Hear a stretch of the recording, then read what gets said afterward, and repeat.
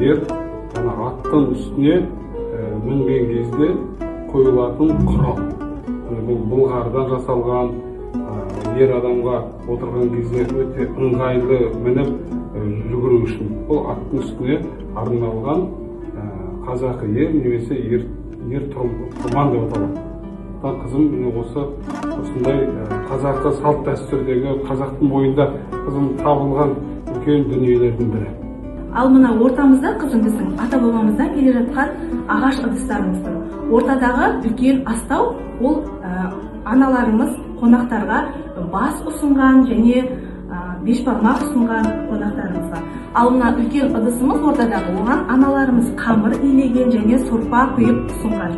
Мына кеселерге жаңағы сорпа құйып қонақтарға ұсынған ыдыс. Бұл ыдыстарды таза ағаштан жасалған, ағаштардан ойып жасалған табиғи денсаулыққа ешқандай зияны жоқ ыдыстар болып саналады.